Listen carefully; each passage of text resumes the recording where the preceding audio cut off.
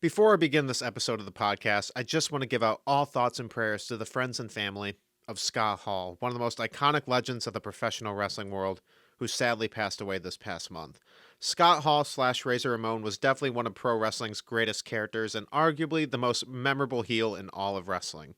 With this tragic loss, he did leave behind some of wrestling's greatest stables, moments, and matches.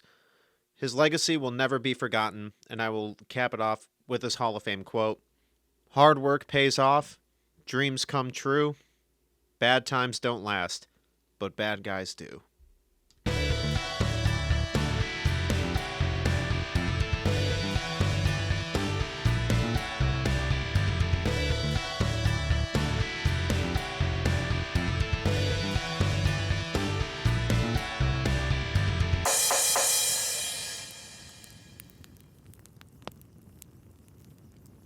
Hello, and welcome to the second episode of the Duke It Out Wrestling Podcast, where I, Duke, talk about the shenanigans or events from the past, present, or future that happen in the world of professional wrestling. Now, since April is coming up, with most wrestling fans, all that is on their mind is either WrestleMania week, WrestleMania weekend, or the WrestleMania event in general. And with this year's WrestleMania, we have a lot to look forward to. With WWE's words, not ours. We've got the most stupendous two-night event of the year, and what is called the biggest main event in the history of WrestleMania. So we've definitely got a lot to talk about. But before I get into WrestleMania, I do want to talk about the awful announcement that was announced this past week of Triple H's in-ring retirement. Now, after what we had heard this past fall with his cardiac event and his heart surgery, we did assume that he would never step back into the ring again after something that horrific. But Triple H did make it official this past week, and his interview on ESPN was very emotional. Him talking about whether or not he'd be able to support his kids. It was genuine fear, and that is such a terrifying situation. And we are all just so glad that Triple H is okay. He is recovering from it. He is with his wife and family at home, and he definitely will still be working his job in WWE more than likely. But it definitely is the best decision for him not to step back in the ring. And he left behind some of the most amazing matches in the history of wrestling, and especially in WWE. And also, we also have to shout out that NXT is, in my opinion, the best professional wrestling brand that WWE has ever had. Consistent, amazing matches, and the work that Triple H did for that truly was incredible. So Triple H is just an all-around an amazing performer, an amazing backstage associate, and from while there have been some crazy stories about Triple H, I've always had a soft spot for Triple H, and he's always been one of my favorites. So while this in-ring retirement is definitely a sad one, thank you, Triple H, for an amazing in-ring career. Now, going into WrestleMania 38, there are some matches in here that look like amazing match of the year candidates, but there are plenty of matches on this card that I think are definitely more blockbuster-like matches just to get some more mainstream attention, but definitely won't be anything extremely memorable besides the fact that a celebrity is in the match. But this seems like it could be a fun weekend of wrestling. So I will start off with my predictions for night one, but before I get into that, there are a couple of matches that are rumored to be happening at WrestleMania, but have still not been officially announced. Now, there's one in particular that is extra intriguing, but the first one I'll get into is there have been some rumors going around that Omos is going to be having a singles match at WrestleMania, and it is expected to be that Bobby Lashley is going to make his in-ring return at WrestleMania and more than likely beat Omos, or unless they try to book a double count-out thing to keep Omos looking strong. But I feel like it would be a decent enough match. Omos is definitely still green as hell in the ring, isn't the greatest singles wrestler on the planet. And Bobby Lashley is really good, but I don't know if he'd be able to carry Omos for even a good 5-minute match. But it would be a good spot, especially for Lashley making his return. It would get a really good pop, and especially with what was going on at Elimination Chamber and with the actual injury that happened to Bobby Lashley, we weren't thinking that he was going to make it to WrestleMania. But if he can, it'd be a really fun return spot. But there also have been some people talking about that they, instead of having Bobby Lashley face Omos, they should have Gable Steveson make his in-ring debut for WWE and have him just squash Omos in seconds. And I think that would be a much better decision, especially because they clearly want to push Gable to the moon once he starts his in-ring career, especially with his NCAA background. They definitely could start some very great storylines with him, and having that be his in-ring debut would be an extremely memorable spot. But for the second rumored match for WrestleMania, it has been booked for the past few weeks that Seth Rollins has been trying to get a match at WrestleMania, but he's not been able to get it just yet. And what most people have been expecting and wanting, especially with all of the rumors going back and forth after Cody Rhodes had left AEW, which is definitely probably the most shocking news that we have received in 2022 so far for the wrestling world. That Cody Rhodes is going to be Seth Rollins' opponent for WrestleMania 38. Now, even when Cody left WWE, and not WWE, when Cody left AEW, I was thinking if he does go back to WWE, his first opponent's probably going to be Rollins, right? I can't really think of much other people who would be a fantastic choice, but especially for a big marquee match. And Seth does bring that for the table. And if Cody does come back to WWE and especially does it at WrestleMania, it's definitely going to be shocking, regardless of opinions of why Cody would leave AEW, a company he built from the ground up, to go back to a company he was talking smack about years ago. We can always have that argument, but it also can't be argued that him coming out at WrestleMania, and especially as the American Nightmare, with this theme song from AEW, it would be insane and would be one of the most memorable moments in the history of WrestleMania. And Cody's even said in interviews, like, the one thing that WWE has that no other wrestling company can have is WrestleMania. So Cody would, if he wants to get a WrestleMania moment, that would definitely be a way to do so. And it would be an amazing match. Both Seth and Cody are great wrestlers, and I can imagine their chemistry really clicking. So, and especially with the Shield tag matches that they had back in 2013, all those were good, so we saw the little gems of that there. So I would be really excited to see that match, but they could just pull a swerve on us and Goldberg just walks out while everyone's just chanting for Cody.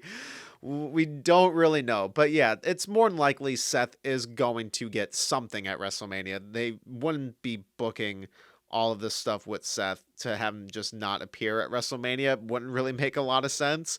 But obviously, I would really hope for it to be Cody, because it'd be an insane moment for WrestleMania. Now, going into night one, I will go into the match that I'm definitely the least intrigued with, and that is Drew McIntyre versus Happy Corbin with Madcap Moss at ringside. Now, they've been giving this feud good attention. They've been giving it TV time, giving it proper booking, enough for WWE's booking sakes, but this just isn't the most intriguing match for me, because we definitely more than likely know how this is going to go. Either Drew's going to win, which should be the outcome, or Corbin is going to win because of how predictable it would be for Drew winning, and it's just going to piss people off. So it's kind of a lose-lose with this match, especially with quality. Corbin is good in the ring. McIntyre is great, but it definitely just doesn't have as much heat as almost any of the matches on the card, except for the fact that Drew almost killed Madcap Moss with that Alabama slam, but that's really about it. But it would be a decent enough match. It's not going to be a dud of a match by any means, but I can't imagine it being extremely memorable. Drew better get the win. Like, he better win the match, but it should be fine enough. And next that I will talk about is for the Smackdown Tag Team Championships, with the Usos defending their titles against Shinsuke Nakamura and Rick Boogs. Now, they have been doing some segments for this on TV for the past couple of weeks that I've seen from YouTube videos. I haven't been watching episodes of Raw and SmackDown lately, but It's going to be a decent match. I mean, the Usos are great. Shinsuke Nakamura is amazing. And Rick Boogs has been continuing to show that he's a great spot fest wrestler. He has great skill, and he can definitely get the crowd very energized. So as long as you give him a good 10 minutes, they can bring out a decent match in there. But I don't expect this to really bring out some extremely memorable spots. Maybe a potential heel turn from Rick Boogs or Shinsuke Nakamura potentially to bring out some intrigue. But I do think that the Usos are going to end up retaining the titles. And some people mentioned that, yeah, this could be one of the matches for the WrestleMania pre-show, and it would not surprise me because WWE usually doesn't pay attention to their tag team division a lot lately, and so it would not surprise me if it's on the pre-show, especially with the fact that both of their mid-card titles don't even have a match on either night for the WrestleMania card, which that is a shame. And the next match that I'll get into is the tag team match with Rey Mysterio and Dominic Mysterio teaming up against the team of The Miz and Logan Paul. Now, after Logan Paul getting stunned at WrestleMania, I guess him getting a match at WrestleMania was just inevitable, and this seems like a decent enough way to put it. I don't think Logan Paul's going to get to Bad Bunny levels of good for a tag match for WrestleMania, but it should be decent enough. He's definitely going to bring in a lot of heel heat because wrestling fans legitimately hate him, so he will get big heel pops, and Miz is an always amazing heel magnet. So it should be a decent enough tag team match. The Mysterios are more than likely definitely going to get the win here. This definitely is more of a celebrity spotlight match, and the Mysterios, and Rey especially, of course, is an icon. So usually the icon should get the WrestleMania win, and Miz usually never has a problem taking a loss, especially with tag matches at WrestleMania. So this should be very entertaining, but not expecting too much. But the Mysterios are definitely going to get the win here. And the second to last I'll talk about is for the Raw Women's Championship, Becky Lynch defending against Bianca Belair. Now, this is a match that has been very well booked since SummerSlam 2021. Now, with Becky squashing Bianca at SummerSlam, I was really upset about it. I loved Bianca's build to WrestleMania. I thought the match she had with Sasha Banks was amazing. Definitely one of the best WrestleMania main events of all time. So to see her just get squashed like that immediately at SummerSlam, I was definitely assuming the worst for Bianca's booking. But she has gotten strong moments since then, and especially with the build-up to this match, she got the whip spot on Becky. She lifted up Doudrop, which got a huge pop from the crowd. She's definitely being booked as a very strong competitor still. But I've also been shocked to see a lot of the negative talk that Bianca's been getting on social media lately. While yes, it could be especially because there is a big fan base for Liv Morgan, and they were wanting her to get the WrestleMania match against Becky, since they were doing some work with Becky and Liv Morgan a couple months back. So it does make sense that that fans would be upset that Liv Morgan isn't getting the women's championship match since Bianca got the main event last year. But with this booking, it makes a lot of sense. Bianca is a guaranteed star for the company. So to have her get another blockbuster match at WrestleMania against Becky, it just makes sense. And it's definitely my most anticipated women's match on the entire WrestleMania card. I definitely think the back and forth chemistry we've already gotten from them in previous matches has been great, especially in that triple threat at Crown Jewel. So I think we're definitely going to get a very good singles match between the two of them. And I honestly think they could shock me a little bit and bring out some really awesome spots that I would not expect to happen, especially with Bianca being so unpredictable with how much she can show off her craft in so many unique ways. She'll always show off as many big matches as she can, and it's freaking incredible.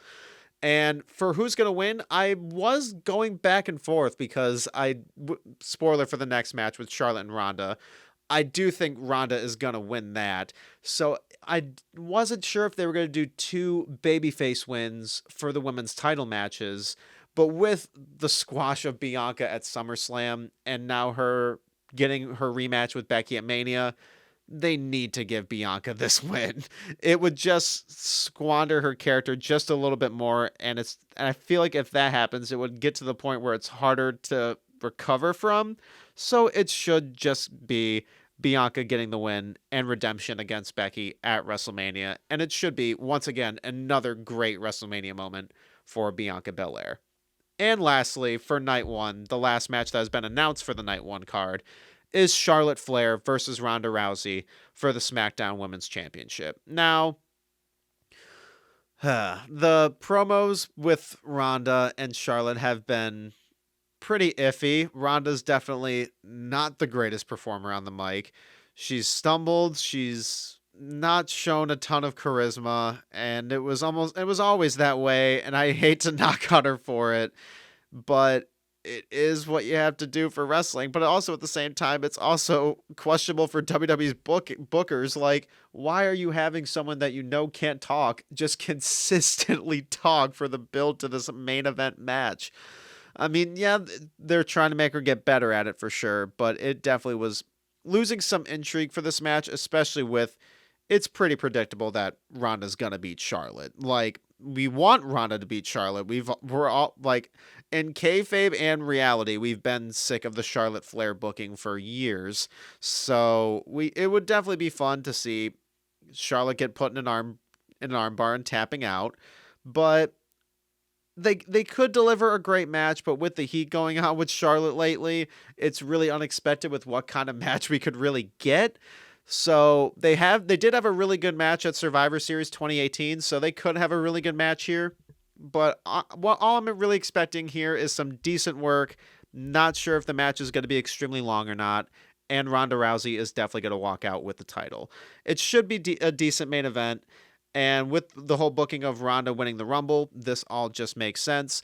And hopefully Ronda does have a really good reign with this title, because I did think her Raw Women's title reign in 2018 could have been booked a lot better if they had just done some certain things with her character earlier on than because I remember she was being more heelish for WrestleMania. If they had done that a bit more for her earlier on, it definitely could have been one of the best title reigns for the women's division. So maybe they could try to do that here. Maybe have her turn heel after a few months, after she beats a few people, having really good matches with maybe Naomi or Sasha Banks again. So Ronda Rousey is definitely a better in-ring worker than she is a mic talker. So we could definitely get some good in-ring matches for this title reign if she keeps staying around week after week, which we're still not fully sure about. But for night two, I do think night two has a much more intriguing card. While some of the matches do look very silly, I do think they're going to be pretty fun, and almost all of them are at least going to get a memorable spot out of there. And sort of spoilers, night two definitely has my most anticipated match of WrestleMania. But I will start off with the Fatal 4-Way Tag Team match for the Women's Tag Team titles. Queen Zelina and Carmella defending their titles against Rhea Ripley and Liv Morgan, Natalya and Shayna Baszler, and Sasha Banks and Naomi. Now, all of these women in the match are extremely talented. So this match, I think, could be the most slept on match of the card. If you give them a good 10 to 15 minutes, they can bring out an incredible spot fest match. Zelina's an incredible high flyer. Carmella's an amazing character, who also brings out some really shockingly good strikes. Sasha's amazing. Naomi's amazing, which we already know. Rhea Ripley's incredible. Liv Morgan continues to be better and better every match. And the team of Natalya and Shayna Baszler is pretty interesting. I am disappointed with both how Shayna Baszler and Rhea Ripley just got out of a tag team and are now being placed in a tag team for WrestleMania, because of course WWE has nothing to book for them. It's a little bit of a shame to see that, but in the ring, they're definitely going to bring out all they can give, especially for WrestleMania. And I think this could be a really, really fun match. And for who's going to win, I really do hope that Sasha Banks and Naomi become the women's tag team champions. One, because Sasha Banks and Naomi are incredible. And two, Sasha Banks has still never gotten a WrestleMania win. And it's been acknowledged by a lot of fans that we would really like to see it happen soon. And while this match wouldn't be the most marquee match maybe for Sasha to have her first win at, but it's well needed, and it would be a really fun way to have her get her first win at WrestleMania. Now, next match I will get into is the Anything Goes match between Sami Zayn and Jackass's Johnny Knoxville. Now, I love Jackass. Jackass is an amazing show. All the movies are great. I saw Jackass Forever in theaters twice. But for WrestleMania, I don't know if Johnny Knoxville's got the most entertaining bit for it. Now, in the Royal Rumble, it was fun enough. He was only in there for a couple of minutes, and his costume was hilarious. The Jackass guys walking out with him was fun. But it was just like that, a fun moment, but for it to happen again at WrestleMania, I'm not sure what's really going to happen. It could be shockingly amazing, or it could be an extreme disaster. It could, and I honestly don't think there's an in-between. But there could be some good extreme spots in there, especially since it's an anything goes match. Sami Zayn's a great worker. He can sell shit really well. And if the Jackass guys come out to interfere, it could bring out the soft spot in me and make me just have a lot of fun, regardless of how stupid it could be. And with the depressing fact of Sami Zayn losing to a celebrity at WrestleMania. But it should be decent enough. And a lot of the booking has been really funny, especially with Johnny Knoxville giving out Sami Zayn's phone number. It is entertaining, and it's cool that Johnny Knoxville is committing really hard to the feud and just doing as much as he can to promote it. So at least there's that. So it's probably going to be a fun enough match, but I do think Johnny Knoxville is going to win.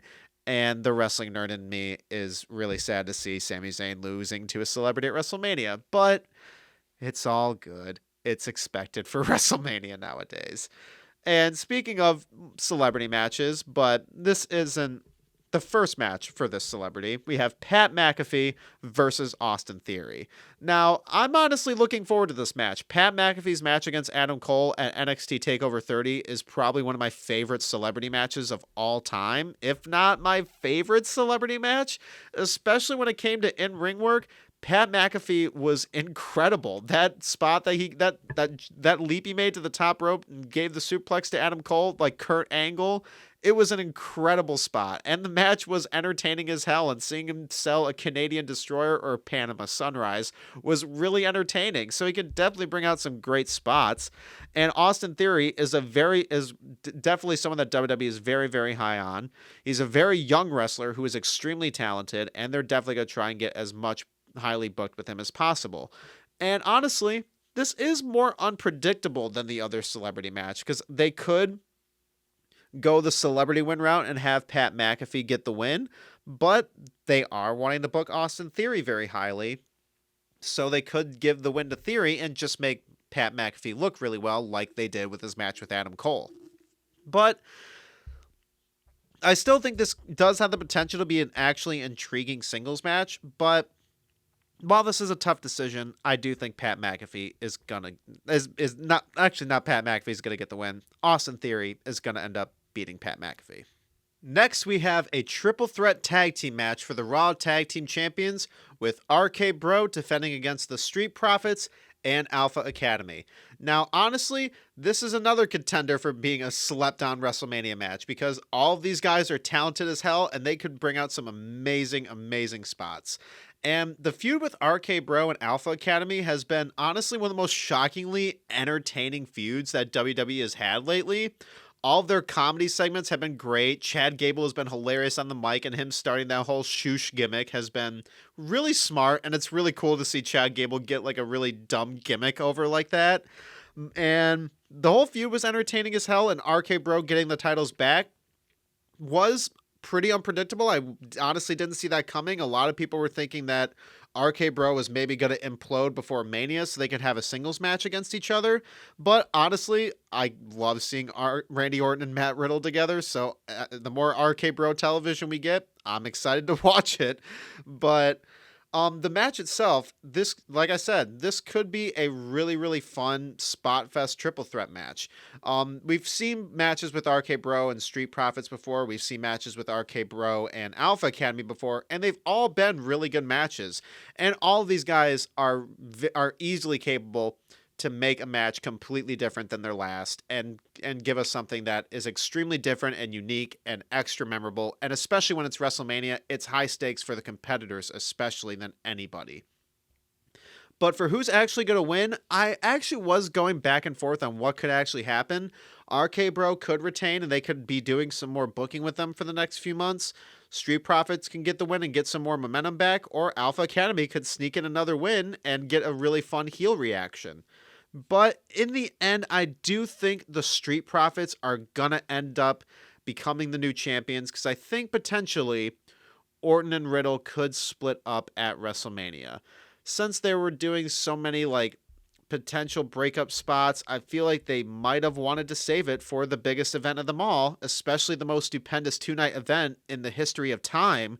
So they might as well do it then. But the Street Profits getting another tag team title win is always a great moment, and then maybe going out in the crowd and just having red Solo cups everywhere would be a really fun visual. Now next is by far my most anticipated match of the WrestleMania card. It is a dream match that I have been hoping for years, and many other wrestling fans have been hoping for, and that is Edge versus the phenomenal one, AJ Styles. I am so excited for this match. Once Edge was calling out for an open challenge at WrestleMania, we all knew that it was going to end up being AJ Styles, and we were hoping that it would be. And once that happened, I was so excited to see the match. And then Edge turning heel, I honestly didn't see it coming. It was something that was definitely inevitable because Edge's babyface run has been going on for a while. And if you've been a fan of Edge's career, we all know that Edge is a million times better as a heel. Even though he is an incredible babyface, his heel work is always outstanding. And the work he's done for this feud with Styles has been amazing. The theme change, while it definitely is sad that we're not going to be able to hear Metalingus for at least some time being, he'll probably bring that theme back at some point. But it's still Alter Bridge. It fits with the character, and I think it's really good. And I've been listening to the song a bunch of different times over the past couple of weeks, so it's got me there. And it really does fit with this new darker tone for Edge's character, how he's just now acknowledging that he's just acknowledged that he is the greatest of all time, that he's better than everybody else, that he is the pioneer for everything in this business. It's all amazing heel work, and the promos have been so great, and you can tell that it's lit a fire in him that's like, it makes him so excited to be a dickhead heel like this again, and it just makes me so happy to watch it. And the promos just keep getting more and more intriguing, where it just balances out the kayfabe and reality standpoints, where I'm just like, ooh, like I'm getting enticed, like, yeah, I know this isn't real, but fuck, this is so exciting. Oh man, I am so excited to see what kind of spots they could bring to the table. AJ Styles is he's had some great matches lately, especially with the one on Austin Theory on Raw was really, really good.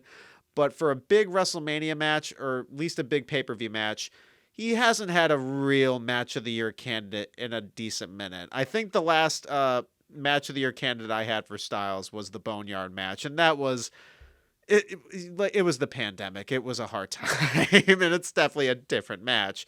So I'm very excited to see him bring out the more phenomenal AJ Styles back into the ring. The back and forth chemistry that him and Edge could have, I honestly don't want to like predict some certain outcomes, because I just want to just invest all my time into that match, just not predict anything, and just embrace the fact that I'm getting this dream match, like I've been wanting to do with a lot of Edge's matches since he's returned, especially because he was one of the retired wrestlers that I honestly didn't believe was going to make a comeback. So I'm embracing every second of his new run, and this new heel run that he's going with is amazing. And it is an unpredictable one that I do think that he could either keep feuding with Styles, or he could keep going after younger talent, which either way I'm all in for. And for the winner of this match, also very unpredictable. AJ Styles could get a well-earned Mania win, because he definitely hasn't had a lot. He won with Nakamura, Shane, and Orton, so he definitely has some on his track record. And with Edge really trying to advance this new heel character, it would make sense for him to win, but I could also see him just putting AJ Styles over. But in the end, Edge is my favorite of all time. So with that reasoning, I am especially gonna go with Edge. But if AJ Styles does beat Edge in this match, it would also wouldn't surprise me. I am just so excited for this. I hope it is WWE's best match of the year so far for 2022, and could be an overall best match that they have for the year in 2022. It is definitely one of my most excited dream matches in a very, very long time. So I'm going to be embracing every second of it. Like I've said earlier, I have been acting like a broken record. That's usually what I do with my excitement. But now we will get into the winner take all biggest WrestleMania main event of all time. The singles match we have seen for the third time in the main event of WrestleMania. It is the WWE Champion Brock Lesnar versus the Universal Champion, the head of the table, the Tribal Chief, Roman Reigns. Now, Roman and Brock in the main event of Mania is a discussion I've already talked about in videos I made back in 2018 with how it was repetitive. No one was really looking forward to it. While this definitely has the best booking that Roman Reigns and Brock Lesnar have had going into a Mania main event, it's the third Roman and Brock main events, and the first two were already had some of the most least intriguing build-up. So regardless of how intriguing the build-up to this one was, we are going to have that question. We are going to question, is this going to be an actually intriguing main event? They will do the best to their abilities. Roman and Brock are really good. It's not like not anticipating this match well isn't like anything to disrespect either one of them, but it's just such a repetitive match that WWE likes to do with some certain feuds, like with John Cena and Randy Orton, and it's just something I was feeling a bit tired with, but I can see them trying to bring some more intriguing spots here.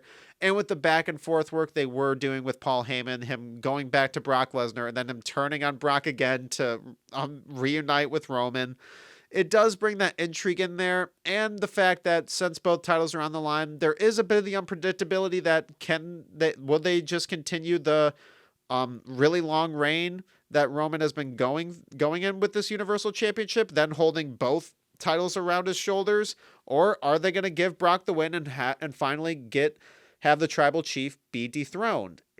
I could see either outcome, but at least with this one, it's more likely the most unpredictable, even though I think with WrestleMania 34, I thought Roman was going to win. And at WrestleMania 31, I thought Roman was going to win. And Roman has lost both times. But I am just going to be, I guess, stupid, and I'll go with Roman Reigns again. The booking for Roman Reigns' Universal Championship reign has been really, really well done. But it has gotten a little bit too repetitive. I don't know how much more can be done, especially with star power of who can actually beat Roman at this point.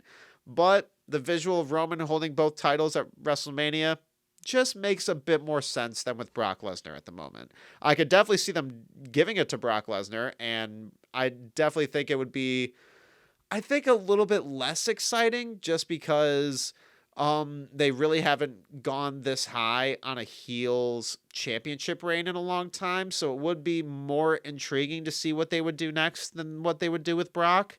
But that's just my opinion. And I know there are plenty of people that would want Roman Reigns to just have this Universal Championship reign come to an end since it's been a year and a half.